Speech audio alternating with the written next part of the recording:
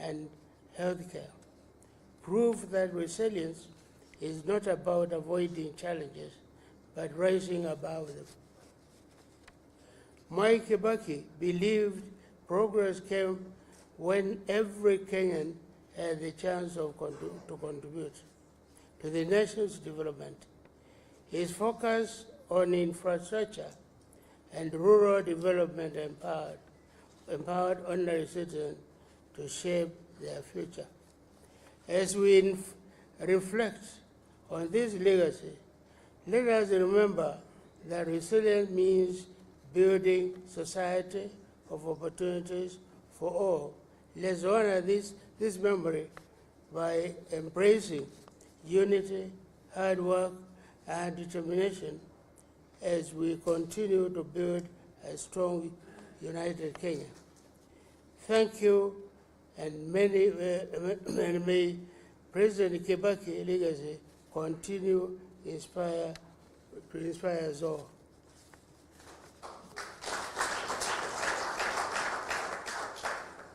DP, for those who found it, was formed way back. We formed it way back in 1977. It's true we got the document 1992, but we formed it 1977. And in Parliament, when we are there, we used to walk out, those who knew what we are doing, to walk out and go somewhere behind in Parliament, near an office which was Norman Nyaga's, because he was controlling us, Parliament, and then talk in there. Because outside we could not, you knew the kind of pressure everybody was during that time. So we had only to talk up there and then part. But 1992, we got that document from the registrar. Immediately we got that document, Kibaki, myself, and Honorable Karume left here because when we had formed a DP, there is an American who was coming here to talk to us, an ambassador, and he was prevented at the airport because he was told, now where are you going? I'm going to teach democracy in Kenya. He said, you walk out there, nothing like that. He was refused. So during that time, 1992, immediately we got the document because that leader from USA had been, he went from there, he just went back, he didn't continue.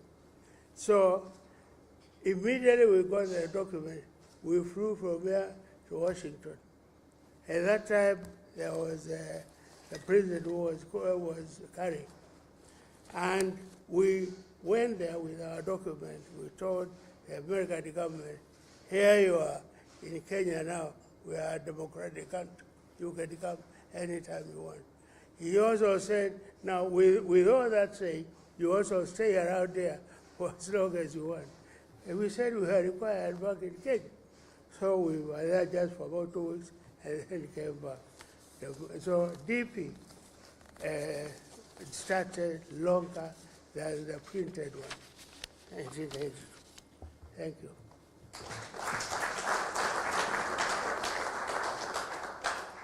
Asante sana. Tafadhali nimkumbushe makofi kidogo.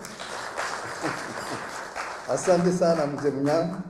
Now, let me take this opportunity to now invite family to speak. Judy, I think we are going to speak on behalf of the family. Please come and speak to us. We have started this program with the family and the party. Karibu, Judy. Thank you. My coffee, please.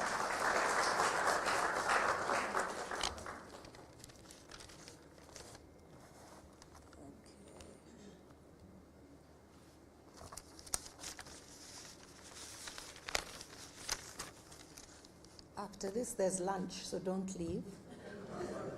Okay. So I don't have much I want to say. I just want to welcome you all and to say to the Democratic Party leadership, thank you for organizing this event.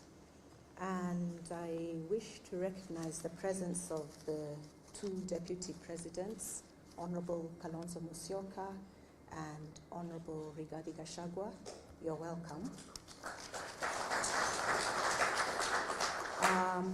It's significant that you're here, Deputy President, because, as you know, our late dad was a vice president for 10 years, President Mwai's vice president. So your presence here is recognition of his standing in history. Thank you. Ambassador Mudaura, thank you very much for joining us. You were a pillar of strength. Mzee could not have done it without you. And who else? Honorable Justin Muturi, karibu sana. I know you served, you were a member of parliament during Mzee's tenure, and we recognize your presence. Karibu sana. And I don't want to forget anybody. I'm told politicians are very sensitive. So let me say, distinguished guests, ladies and gentlemen, we are greatly honored by your presence here today. It has been a great pleasure to host you and to also receive your words as we remember our father, the third President of the Republic of Kenya. From the presentations made today and the vibrant discussions, it is clear that we all know that Kenya has the human resource and goodwill to grow to even greater heights of prosperity. As we leave here, let us hold that thought and continuously strive to be a part of the development process in whatever small or big way we can manage. It is our collective efforts that matter. On behalf of my family, I thank you and the following for all that they have done to make this event memorable: the organizing committee, Professor Michael Shege, Professor Kivuda Kibwana, Dr. Mukisa Kitui, Professor Peter Kawanja. We thank you all very much from the deepest depths of our hearts, and please stay on for lunch. And we also look forward to seeing you again in next year's memorial lecture. God bless you all.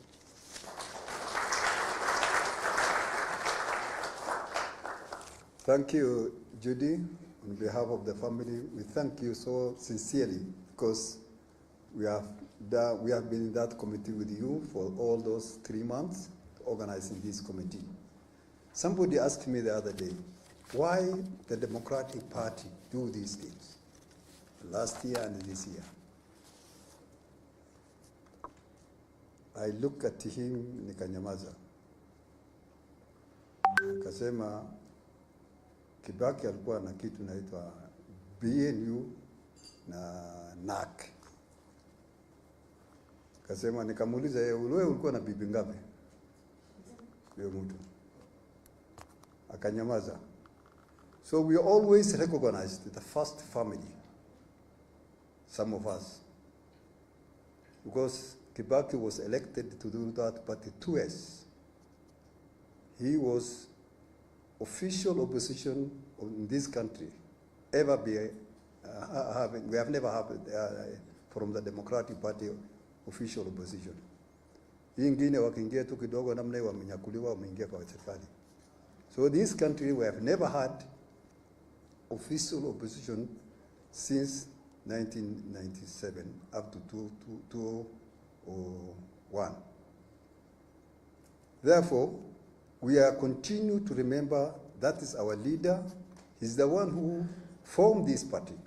So we shall continue with the family to remember him for all this. And there is something Mzee Munyao forgot it. One day, Mzee summoned us. Alimwambia huyu atulete. Mimi na Rosemary huyo na Matela. I wonder why Mzee calling us. And it was almost the last term, the last year of the first term. And it was on Saturday, 8 o'clock. Mzee Munyao was a minister for livestock. He told me, mkuje kabisa kwa ofisi yangu saa 2. We met him there. And then We went with him up to State House. We met Mzee. Yeye na the State House controller. This tall man, what is his name? Murade. That person.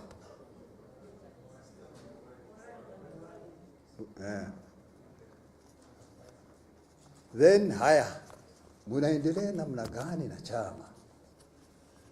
Kameleza ndio mambo yuko. Tuliongea mambo ya kumaliza, akasema sikiseni sasa. Sisi tuko kwa serikali huko. Na nyinyi mko huko mnafanya kazi nyingine. Kwa hivyo hiyo chama mchunge. Usiharibu hiyo chama, inaweza kutokea kiongozi mwingine kuongoza hii nchi vizuri. That is his word from that mzee. Some of us, we have never forgot that things. That is why tunangangana tu, tunashikilia chama isimalizike. At least when some of us were around and we know that words, what we have been told that mzee, we say hiyo kitu isishe. And I want to appeal leadership of Nyeri. I think most of you senior people, politicians, mko hapa. Please, I plead to you. That constituency of Odaya,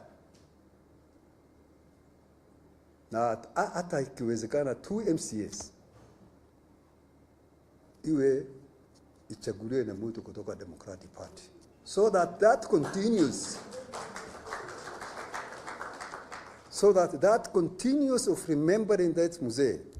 Even if some of us were not there, we shall continue to be there. Sasa kama mahali yeye umetoka mwenyewe, nyinyi mnaweka watu wengine, chama si inakuwa namna gani? Nani atakumbuka hii mzee jamani? Tafadhali, I plead to you, mwangalie huko. Now, mimi namaliza. I want to call a son of Nyeri from that area, a senior person, to take over now from here to introduce this team which is come with. Also, atuambie njia gani tutaelekea na mambo gani inaendelea. The people's deputy president, Gachagua. Please, makofi. Tupatie kofi.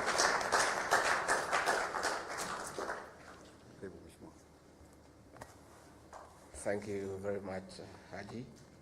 The family of Mzee wetu Mwai Kibaki, the third president of the Republic of Kenya, distinguished guests, the panelists, the professors who have talked to us, and all the people who have come here for this memorial lecture and luncheon for the greatest president of our times, the late Mzee Mwai Kibaki.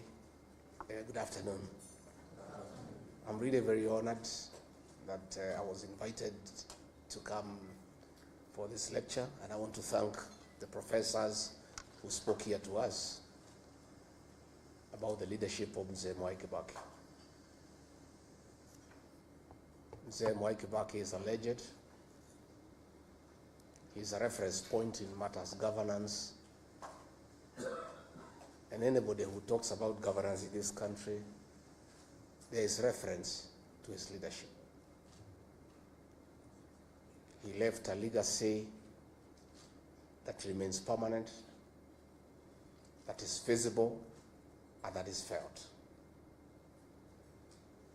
His greatest achievement was the economic restoration and transformation of this country.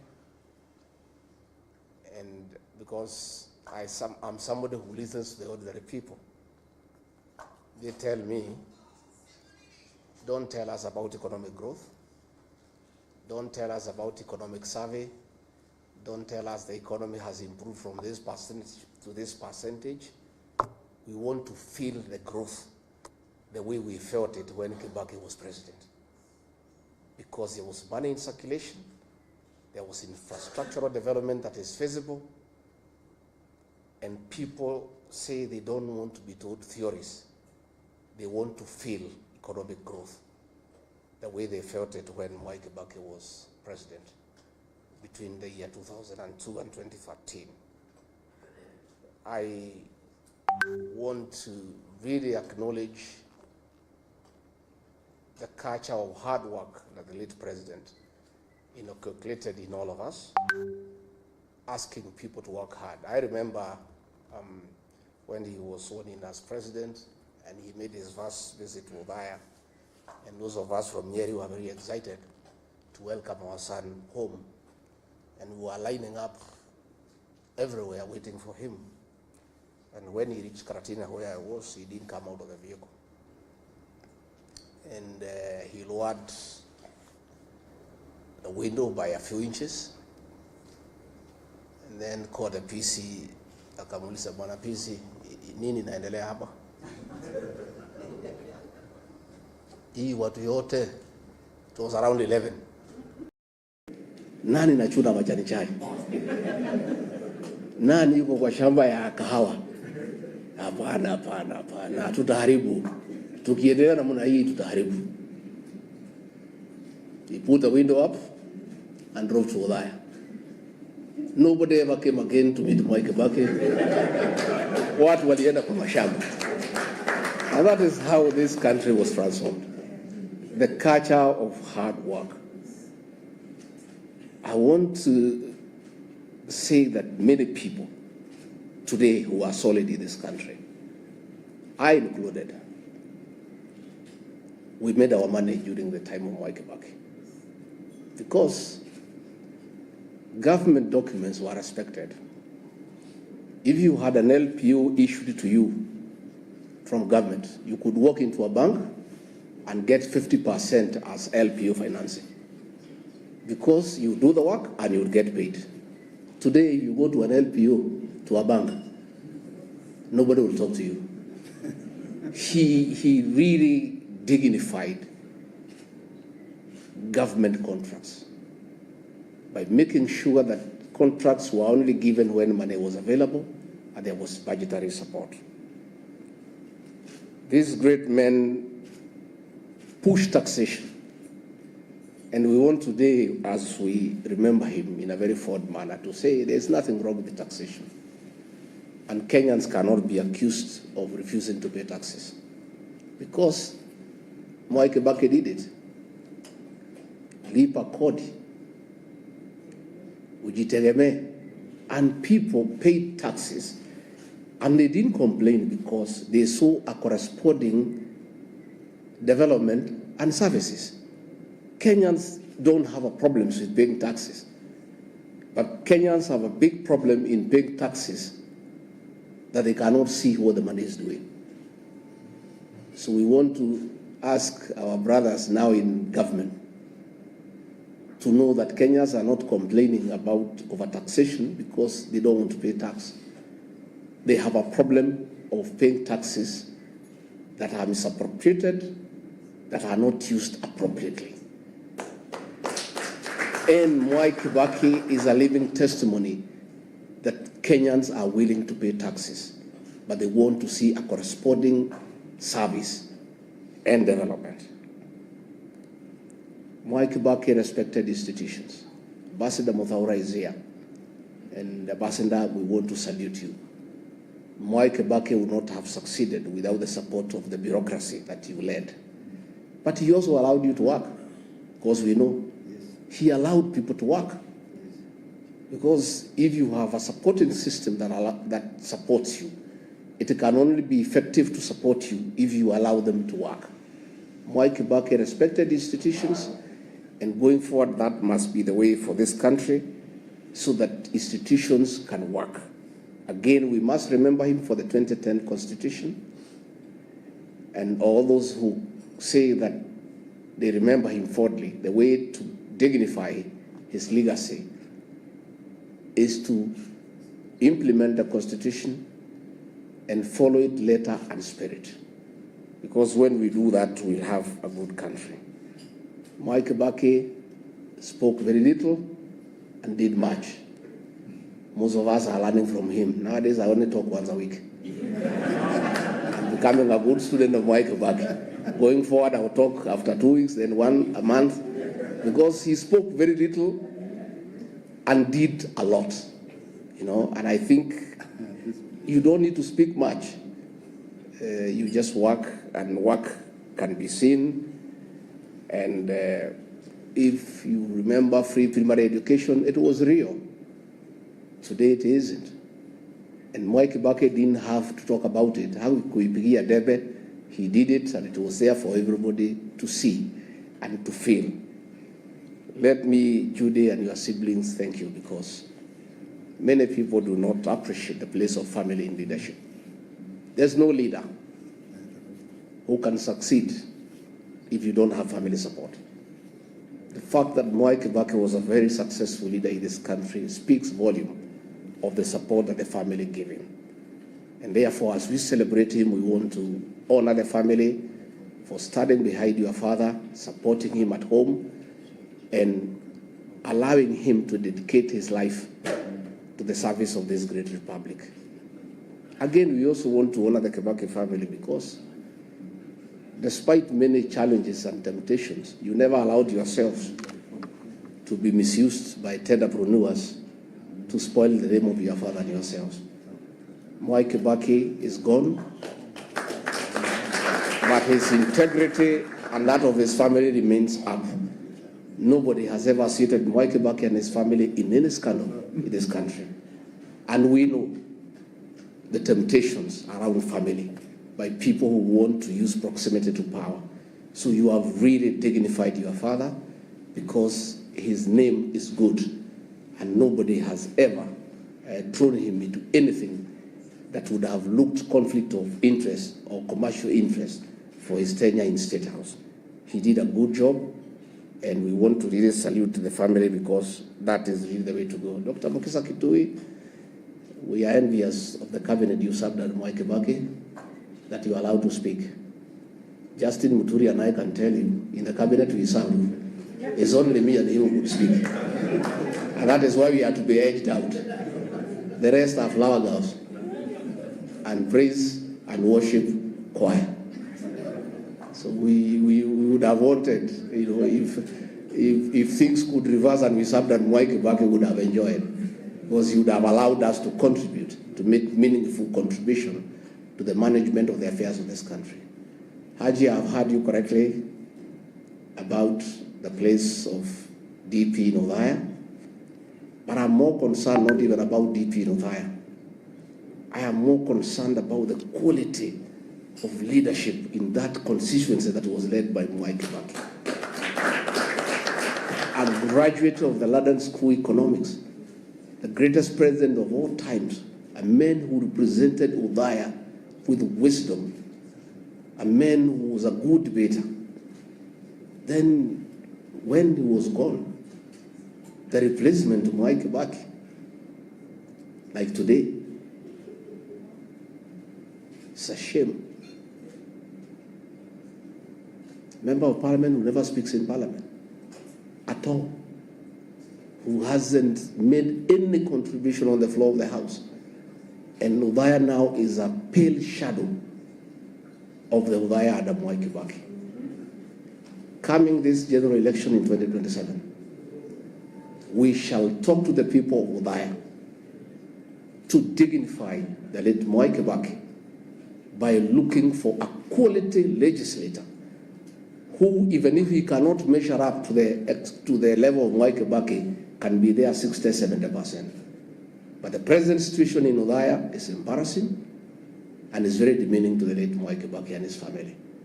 And Othaya people are crying for a change, and we'll be having conversation with them so that they can look for quality leadership that can be able to hold the name of that great old man in high repute. So mimi nimeshukuru sana, tuko hapa na viongozi wengi ambaye sijui Haji unataka tuwapatie, unataka tufanye namna gani to introduce them? What do you want to introduce them? Yeah, tuko na the Honorable Eugene Wamalwa, kiongozi wetu. Kuja useme jambo. His late brother was vice president to Mwai Kibaki, na alikuwa na kizungu mingi. sana. Hata huyu ako na kizungu mingi. But he served Mwai Kibaki well, so kuja sema jambo. Thank you very much, Your Excellency, the Kibaki family, the DP leadership, the distinguished panel, and distinguished guests. Good afternoon. Let me start by thanking the Kibaki family and also the DP leadership for giving us the opportunity to be here today to remember a great leader. And as His Excellency has said, I think he's the most consequential leader of our republic. And as we remember him today, we remember words of a wise man who said that sometimes we are all warmed by fires we did not light, and we drink from wells we did not dig. This great leader, when you look at his symbol, there was something very unique about Kibaki. It was always about light. His symbol ya DP ilikuwa ni taa, mwangaza, lighting the way. When we came to NAC and several of our parties came together, my late brother had fought Kenya, we had others. Forming NAC again, Kibaki chose light, mwenge, yes, the torch, yes, to light the way. And the light that he left us is the Vision 2030. That is still the light guiding the journey that is our national development. We're in 2025. We have 5 years to go to 2030. So as we meet here today as leaders, let us start thinking about another light that from 2027, as we form the next government, we can have a leadership that can light another light beyond 2030, beyond Africa Agenda 2063. And I see that leadership in this room. I see the next government in this room. I thank the organizers for choosing this historic venue. Mwai Kibaki once met here with his friend Wamalo Kijana and his other friend Charity Ngilu. The late Kihika Kimani asked, ni nini wanaume wawili wanafanya na mwanamke mmoja kwa hoteli?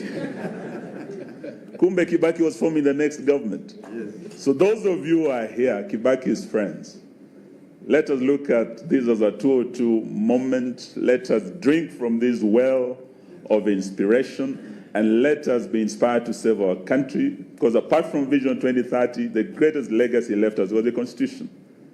He appointed me as Minister for Justice, and I remember when I invited him to address the judiciary, they were bidding him farewell.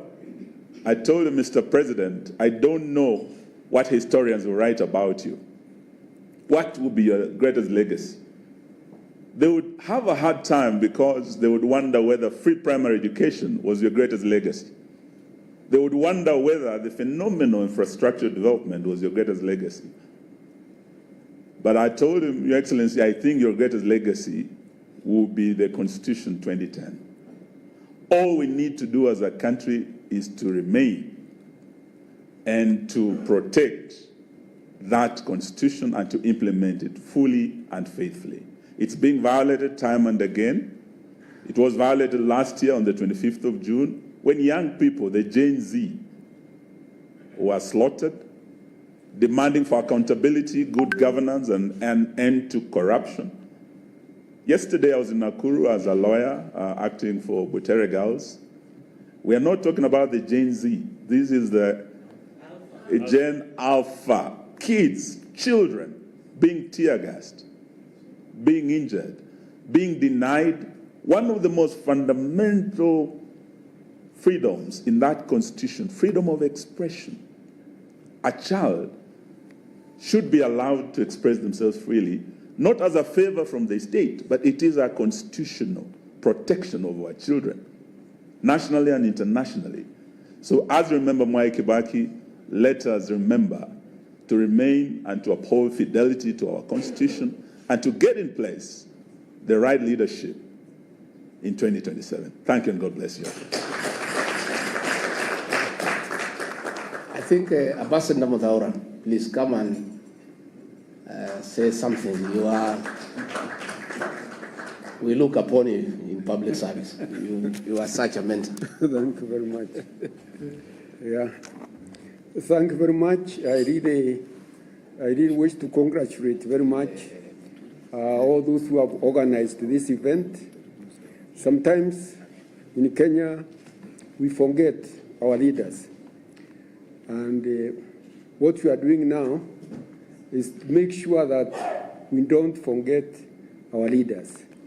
Through appreciation, we become visionary so that we are able to do more and value our contributions to the country.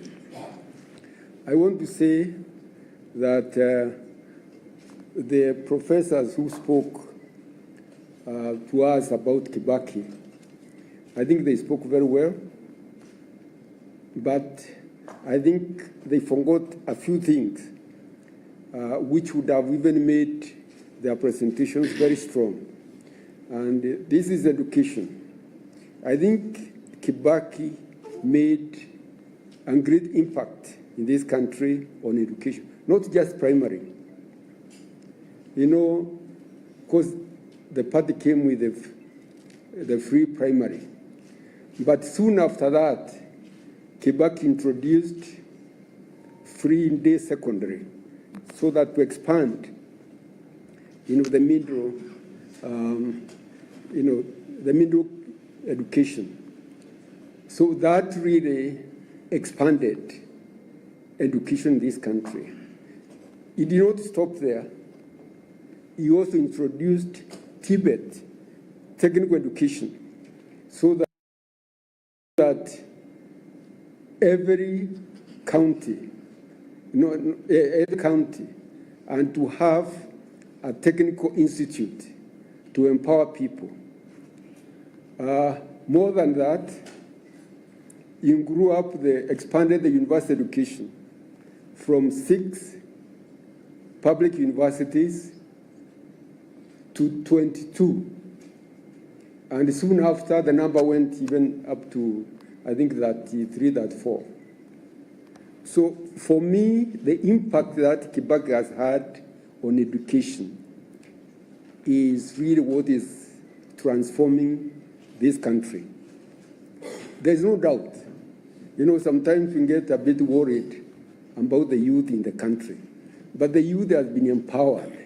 So we have a responsibility as leaders to make sure that we act ahead of the youth by expanding the economy.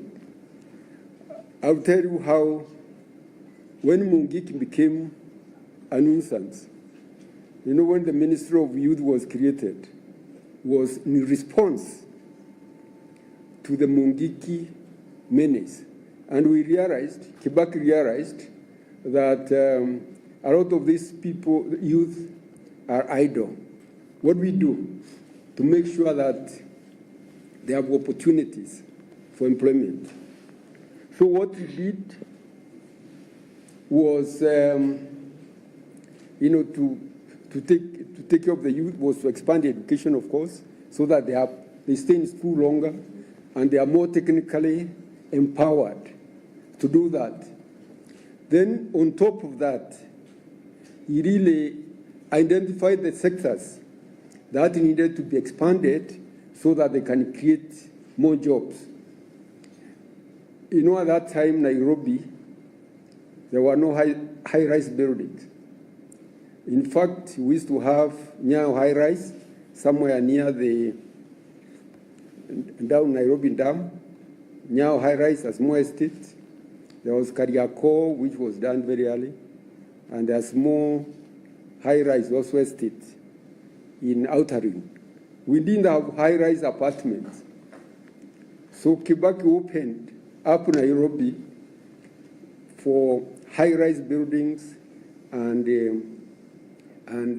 multi-purpose, multiple use of buildings, not just residential.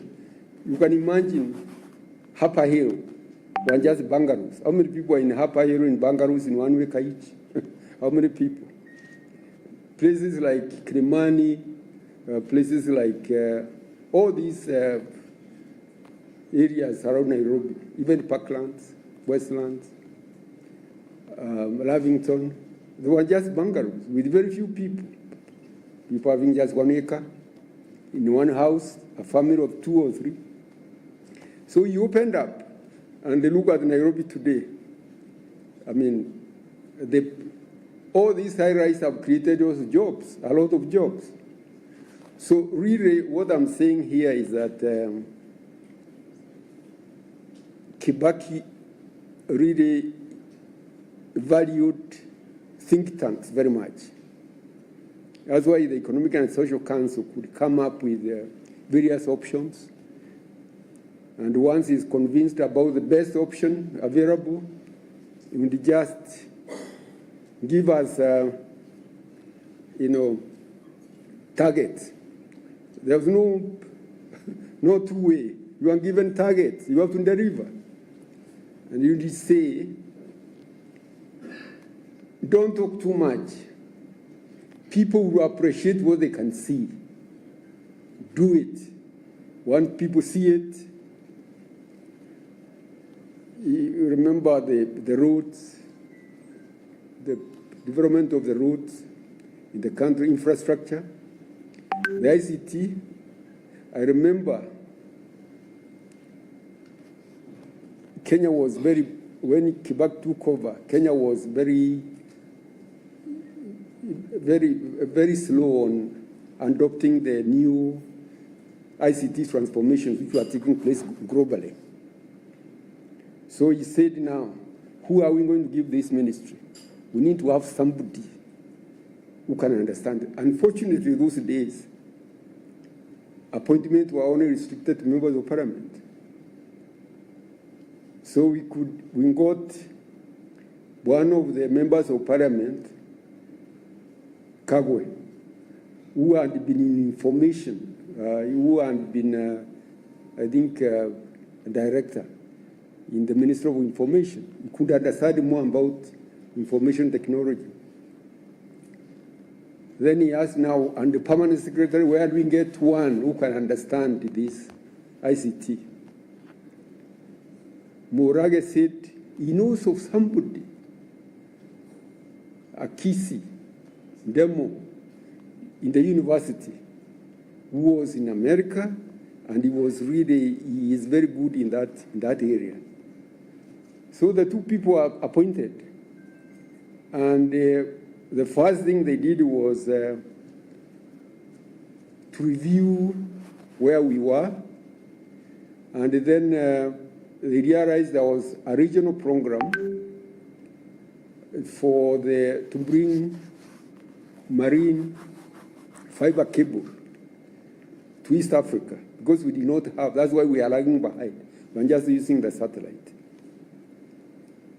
So the first thing, they went to South Africa, where there was a regional meeting just to push that agenda. When they went there, they found people are just talking at cross purpose, as the program was too slow. They came and told the president, Your Excellency, this project, this fiber cable, unless we have it, marine fiber cable, we shall not take off. And if we wait for the regional project, we may wait for another 10 years. Why can't we do it ourselves? Kibaki asked them, and what is the cost implication? What is the cost?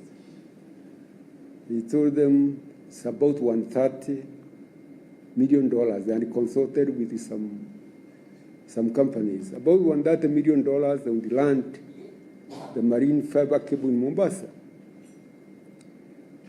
Then the president said, yeah, we don't have that $130 million, but we can find it. I'm sure we should be able to find that money in our budget. Go ahead. It's as simple as that. You convince him, he tells you, go ahead, we shall find the money in our budget. Now, I don't have to elaborate where Kenya is now on ICT. It was so bright and so forward-looking that any idea that could make a difference, he embraced it and then moved very fast. The highways, the Thika Road, the parliament was complaining, members of the parliament were complaining, the road was in very bad condition. It needed to be recarpeted. What do you call it? Recarpeted, refurbished. It was just 4 lanes from Nairobi to Thika. So we sent Kamau, who was a roads engineer, to African Development Bank. He went there, and the African Development Bank asked for statistics, what have you. I told him, now, this road with only 4 lanes cannot serve this traffic, which is one of the heaviest in Africa. You need to think of a minimum of 6 lanes, 6 to 8 lanes, for it to make sense. So they came and they briefed the president. The president told them, I think those people are making a lot of sense. Let's do it. We shall try to improvise money and do it. At that time, that $1 billion was like a lot of money. But once that road was done, in fact, it was done in a period of about 2 to 3 years, perfectly. That gave Kenya ambition about highways. And now, I don't have to say about what happened in Nairobi. I don't have to tell you what happened in the rest of the country, because we developed a lot of highways throughout Kenya. And Kenya now is one of the best served countries in Africa in highways. So I thought I needed to say that, to know that, leadership is not just, it requires a lot of thinking also. Thinking, deep thinking, and that's what we had. The president did not have a lot of time for a lot of talking. He wanted to entertain a lot of ideas and discussions. And once he is convinced, then money was not a problem. The other thing which I think may not have been very clear here is that he set limits at how much money you can use administratively. He wanted a minimum of 30% to be used for development, for investment. So whenever you are presenting a budget, your budget should be like a maximum of 70% administrative and 30% investment for development. And really that made us have a balance between the development and the consumption. And that was because we are being led by an economist called Kibaki. You want to balance the investment and the consumption. And that went on very well. The other thing is, as an economist, he did not want to add more taxes. I remember he asked us to review more taxes. When we reviewed, he said there's nothing wrong with these taxes. We don't have to add more. All that we have to do is to make tax correction more efficient and also make people own, tax, call it responsibility. The people, the Kenyan people have to own tax responsibility. And to my surprise, within the first 1 year, we moved the revenue from about 400, Mwai revenue, total revenue was about 400, I think 40, something like that, to 600, I think about 60 or 50. So The jump was a lot. We did not add any taxes. And then by the third year, we are around $1 billion. Trillion. So, in other words, their taxation is not just more and more taxes. It's actually the efficiency and the public ownership of the taxes. So I really want to say that those are a few things, but I can talk and talk and talk because I learned a lot from Our Excellency the President. He was a source of wisdom. If I tell you the way he handled the post-election violence, because that was like violence imposed on him, the way he handled it was unique in Africa because he did not want that violence to continue. He wanted it concluded as quickly as possible. And that's why he agreed very fast to have a Grand Coalition. When a Grand Coalition was formed, he treated all ministers equally. Not to say this is this minister, this is ministers who are his huntsmen, and they are to deliver in their sector. I remember also, with the experience that we had a post-election violence at that time, we realized the violence actually should have been controlled, but we didn't have enough policemen. We had very few policemen in the country. We really look even at the military. We had very few people. The military. Our military were very, numbers. We just give orders so that we don't go through those type of experiences again. Double the number of police and the number of military so that the country has stability. And, those type of decisions are not just made by anybody. They are made by people who are seeing far. And really, to me, I think people are writing a book, but at that time I was writing mine. I don't know whether we published that book of Kibaki. I think it was published, but more needs to be done to be written about Kibaki. Thank you very much.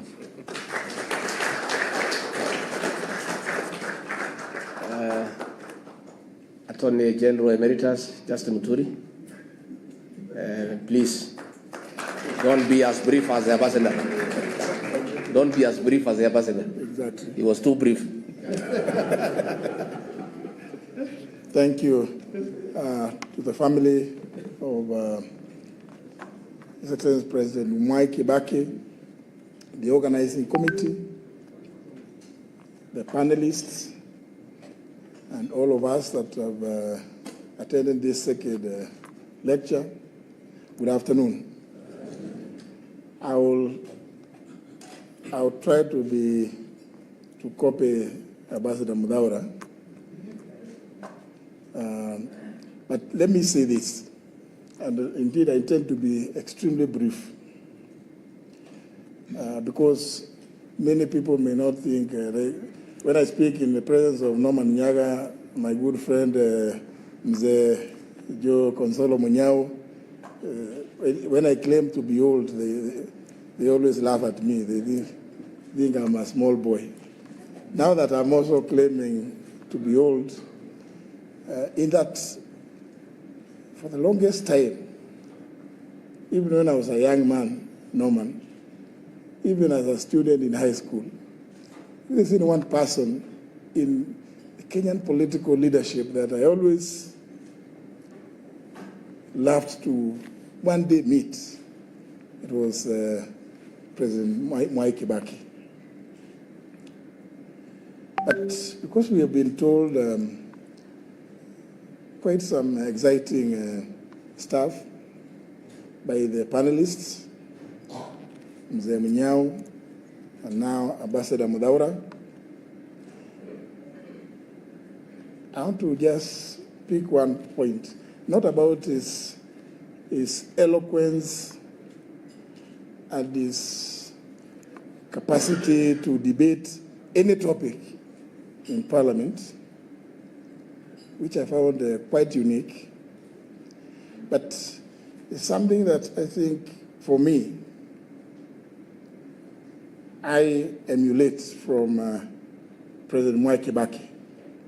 We've talked about the many gifts that he has left this country. Talked about Vision 2030. And my worry is just that as it comes to an end, we may get into some darkness. His Excellency Rigathi has always been telling people that whenever it gets very dark, it's just about dawn. You're just about to get to some light. But I fear for the country if it gets too dark. This document that at every time, and it's a dictates to, before you take up any state job, you must swear by the Constitution to defend it, to uphold it, to protect it. As my brother Eugene pointed out, dedicated the whole chapter 6. But know what? Actually, you don't need to read chapter 6. You just need to follow the public life of the longest serving member of parliament so far in this country, Mwai Kibaki. Chapter 6 is on leadership and integrity. How it is that somebody could have been in public life, in politics, that long,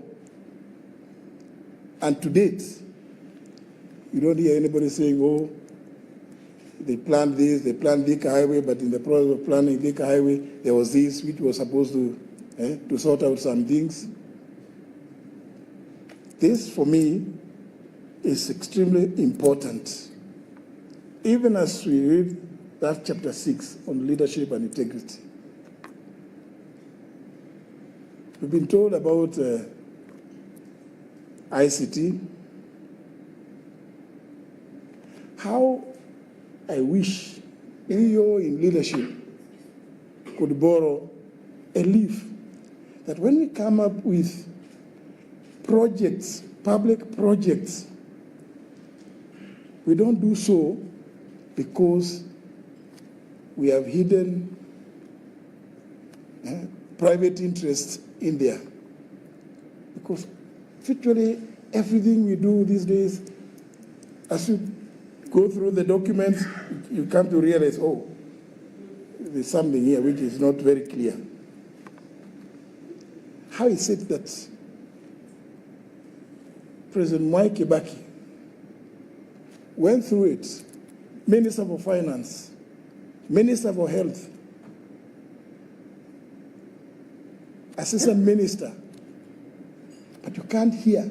And in those very critical dockets, to date, you cannot see or hear what we hear today. So, ladies and gentlemen, brothers and sisters, whether you read chapter 6, read about President Mwai Kibaki to know what it is. When we talk about good governance, when we talk about integrity in public leadership, in office, you just need to read the history of Mwai Kibaki. Then you can read chapter 6 as kind of a lullaby, because when you read the history of Mwai Kibaki, then integrity in public leadership, in public office, will become so clear to you that you don't need to read anything else. Many of you I'm sure are religious people, either Muslims or Christians or Hindus. You know, virtues, the virtues of integrity, honesty. I think is a lot that we can learn just by reading the life of President Mwai Kibaki, because it amazes me how somebody could have been in leadership, rising to the highest office, and you still cannot hear anything, not touching even on his family, not touching not even his close friends. It speaks volumes. That is the legacy of Mwai Kibaki that I live with. Thank you very much.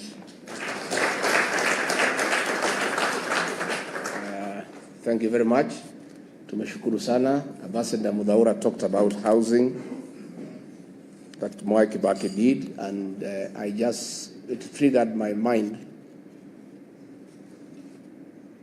when William Ruto brought the affordable housing and there was outcry out there. People are saying they be left alone to do their own houses. And I had a conversation with him, and he says, no, we need houses. And I told him, Mwai Kibaki did a lot of housing, but not the actual construction. The government did not have a housing program. All Mwai Kibaki did was to open up the bypasses, provide infrastructure in terms of sewage, electricity, and water. And the private sector, on its own, build houses all over Nairobi. And they are there for everybody to see. There is no need for government to compete with the private sector to put up houses. The work of government is not to do houses, it's to provide services. And of course, he said, I'm not Mwai Kibaki, I will do things differently. So one of the things we intend to do, those of us who are like-minded who want to have a regime change in 2027, is to scrap the housing levy and reinstate the housing initiative to the private sector by government just providing services. Just do roads, water, open up, and things will just come up on their own. Again, I must say, I went to see Mwai Kibaki in 1988. I was a student leader at the University of Nairobi. I was the chairman of the Nyeri University Student Association. And through my then member of parliament, the late Mwai, I sought an appointment to see the vice president. And I went to his office in Jogo House. And we had a lot of discussion, and he wanted to know what are my ambitions, and I told him I'm interested in business. I had thought he would give me some money to start the business. Not Mwai Kibaki. He went on his shelf behind him, there were many books. And he looked through, produced one book and gave it to me. That book, the author is called Jonathan Black. It's called The Oil. He said, if you want to do business, go and read this book, you'll be a good businessman. That is his mentorship, and today I'm a good businessman, instead of tokenism. Judy, please work quickly to finish the mausoleum in Othaya, because much as we are having this ceremony here, the villagers back home would like to celebrate Mzee, and they would like to come and remember him. And since we cannot bring them here to Nairobi to listen to Professor Kagwanja and foreign policy, they would just like to come to Othaya just to remember the old man for what he did for the people of Othaya, for what he did for the people of this country. Professor Kagwanja, thank you. On the foreign policy, you have told us Mwai Kibaki, his foreign policy was based on the best interest for this country. The other day I talked about our foreign policy in Sudan that is driven by commercial interest. And I saw one of the Root of Flower girls yesterday trying to lecture me that I shouldn't talk about it because I saw to some constitution. The constitution that I and Muturi saw to is to do the right thing and to keep the law. is not to enable other countries to buy arms to kill children. And Eugene Wamalwa, you know, we are looking at what is happening about Butere girls. We are unable to understand what is this viciousness against children by the present government. Even the colonial government that was very brutal, it never went for the children. Muzungu, they were very brutal, but they spared the children. So we have seen a situation where an administration has panicked because this one term is becoming real. So they have gone berserk. They have gone berserk, and they are now fighting shadows, including schoolgirls. From 2 girls, from 3 girls. These are harmless girls. How fluid is your government if girls can bring it down? Girls. Surely. You know. So when you look at the situation in the Sudan, we are allowing gold to be processed in Kenya and guns to be smuggled through Nairobi to go and kill children in the Sudan. So we are asking, what is this bile against young children? We saw the killing of the Gen Zs, the abductions of young children. What is this bile against innocent young children? So as we move on, let's pray for the country. And Ambassador, again, to shukuru wewe. Now I'm looking at General Gachagua here, and I want to say, if General Gachagua was the director of NIS, that play would not have been banned in Nakuru if it had to be banned. Because it came all the way from the sub-county, nobody noticed. It went to the county, nobody noticed. It went to the region and it became number 3, nobody noticed. They only noticed about it in Nakuru, in the finals, because of a failed intelligence system. You know, that will not happen. So if a decision needed to be made that is a bad play and people should not see it, ingesimamishiwa huko mbali, because the officers on the ground every day, lakini watu wote wamelala, kila mtu anatafuta pesa. Hii serikali ni ya biashara. Watu ya intelligence wanatafuta biashara, watu ya polisi wanatafuta biashara, rais mwenyewe anatafuta biashara. Sasa, you know, these are things that would make Mwai Kibaki turn in his grave. You know, tuko na shida kubwa, lakini Mungu anatusaidia. So Jacob Haji, we are forming a political party in May. Tutatangaza. We look for a way to work with the Democratic Party. We would like to be associated with Mwai Kibaki and what he achieved. Wacha ni introduce huyu Ketu Aruguru, simama, pigia makofi. Huyu mrembo ya Laikipia. Then we have our daughter. She's called Gather in Kikuyu land. The Honorable Gadhoni wa Muchomba. Tuko na Masi Gakuya, alikuwa mjumbe hapo Kasarani. She has been associated with this party for a long time. Of course, tuko na Norman Nyaga na wengine, na tumeshukuru sana, and the organizers of this function, we are honored. Tuko na Jane Kihara, the great lady of Naivasha. Alichaguliwa as an MP kwa hii chama ya Democratic Party. She's a third member, ako kwa tamu ya 3. Na nikali anaangushaga wanaume 7 kila uchaguzi. Wote wanaweka chini. These strong women, they are strong people. So tumeshukuru sana, and thank you very much, and asanteni sana Ambassador Muthaura and your team that supported Mwai Kibaki. We honor you because you made him great by serving him well and helping him to steer this country, even as he advanced in age. You know, his things were going very, very well. But again, it is him who gave you the opportunity and allowed you to work. Asanteni sana. Thank you very much. Haya, mupige makofi. The people deputy president. Sio ndio hiyo? Yeye sio mtu kuandikwa, alichaguliwa na wananchi. Simpige makofi basi tusikie. Asante sana. Now, hata mimi mnipigie sasa makofi sababu nimemaliza shughuli yangu. I'll now hand over to Juma kuja chukue takeover. Secretary General DP. A round of applause for all that third session. We had great minds. People have taken us down the history line, and we really, really appreciate. There are two people between us and lunch, and I'll kindly request them to be very, very brief. Our chairman DP and the party leader. Tafadhali. Chairman first, perhaps the party leader.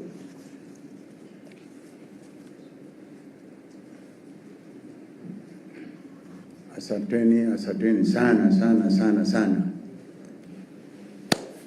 Mimi sita commit your offense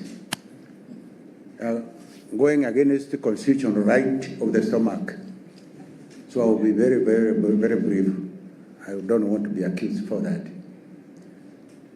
Yangu kumutakia heri, mwambia asanteni for being that patient up to now. Mengi has been spoken about Mwai Kibaki. I used to be his security advisor, for those who don't know. And I used to be very close to him. And I come from Odaya. Kibaki, for wale wote wameongea, I haven't heard anyone saying that Kibaki was a difficult person, because he was very difficult but very diplomatic. Hakuwa mtu ya kuwa moved just like that. Even ministers, when they came to talk to him, alikuwa na washiria hawa wanaongea. He would never stop you akwambie, you don't know your ministry, I know your ministry better than you. Never. He would never say it. Lakini mwisho he would just suggest, tukiongeza hii au tuache hii itakuwaje? Where do you answer your question? Na wakati umeongea and you speak all the through, yeye mwenyewe alikuwa na kitabu kidogo kama hii, anatoa anaandika. When you meet next, atakuuliza wakati ulikuwa hapa tarehe fulani, anatoa hiyo karatasi, tuliagree on the following. Sasa imefika wapi? Ministers learned about that at that time. They used to come to see him very well prepared, kwa sababu alikuwa anajua atatoa hiyo karatasi kwa mfuko yake. Hata mliona siku nyingine huko Mombasa akitafuta hiyo karatasi kwa mfuko yake huko Gema. He didn't know where he had put them. Yale ingine I would like to confirm is what Mheshimiwa Gachagua amesema. He wanted people to work. Because I remember one time when we were coming from London after hospitalization, tukapita Njogoo Road. Mimi mwenyewe nilikuwa namshikilia shingo hivi sababu he had problem with the neck, na mkono ingine isianguke.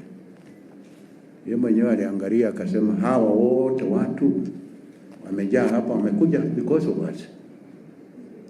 Kamwambia, yes your excellency, hawa wote ni watu yetu, lakini hawa wote wamewasha biashara yao nyamno na nani ndio wanje kwa barabara.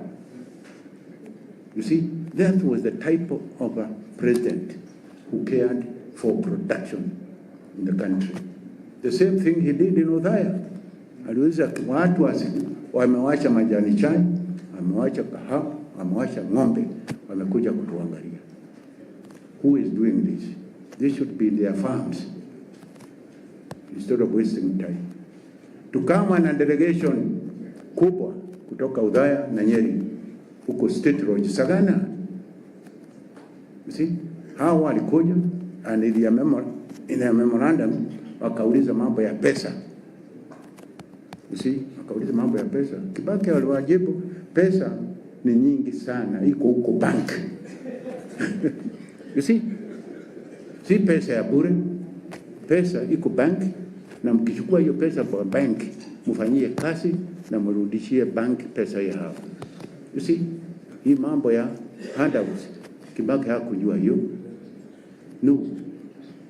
So that is the sort of man we are celebrating today. The sort of man we are celebrating today. Nilisema he was not that easy, because I remember one time I told him the convoy would not start until he has his belt, his safety belt on. Aliniangalia akasema, nani amesema hiyo? Kamwambia, Your Excellency, I'm the one who has said it, because hiyo ndio kazi ulinipatia, to look after your security and your safety. And without this belt, without having your belt, a safety belt on, this convoy will not start. Kaniangalia, akaniambia basi weka. Nikaenda huko nikafuruta, nikamwambia. You see? Siku ingine tukachelewa usiku, tukitoka Meru kusika Mrs. Mwiraria. Tulitoka huko saa 1 usiku kufika Embu communications zote, tukakutana na hailstorm, mvua kubwa, storm kubwa. All communication lost. Sasa sisi wengine tulikimbia sana tutafute, so we could not see each other, we could not communicate. Tulikuwa Mwai na Sagana looking for him, alikuwa Thika tayari. So I knew I was in trouble. So the following day I went to his office. Kamwambia, sir, effective today, you will never travel after 6:30. Aliniangalia akasema, tena hiyo umetoa wapi? Kamwambia, sasa, Your Excellency, this is what I know. In a roundover, no VIP travels after 6:30. Sababu 6:30, from 6:30 ni usiku. Sema hapana, jua iko hapa tu. Na unasema ni usiku namna gani? Kamwambia, no, 6:30 begins at 6:30. Usiku begins at 6:30. Hata katiba, hata sheria imesema, if you break into a house before 6:30, you'll be charged with house breaking. I was explaining to him. Lakini, if you break into a house after 6:30, you'll be charged with burglary. And burglary, nabeba, serious penalty. I had to explain to him, and he agreed on that. From that time, we never traveled again after 6:30 at night, because it's very dangerous and risky. So, kwa hivyo, that is the man we are talking about today. And that's the man who has brought us here today to remember him for all what he did for this country. Alifanya mengi, asanteni. Sasa, from there on, I think you are free. Tuende tutafutie the inner man, his benefits. Asanteni na asanteni, muende salama na mujienjoy. Asante. Asanteni sana. A round of applause for all of you. Thank you. I think the party leader has left it to the chair. So I think I'm humbled to have an audience with you. I apologize for overshooting the time, and the party leader has to say one more word. Thank you. Good afternoon, everyone. Good afternoon again. I know the stomachs are talking, but the acting Democratic Party of Kenya party leader is talking as she prepares what you are to eat after this. May I welcome you for our second Mwai Kibaki Memorial Lecture and Lunch. My name is Veronica Waithera Maina. I am the Democratic Party acting party leader, but the confirmed deputy party leader. I'm only keeping brief for my brother, Honorable Justin Muturi. He's my elder brother. I'm only keeping brief for him. And since now he has been told that he's incompetent. I think the party knows he's competent. So karibu brother, kuja tufanye.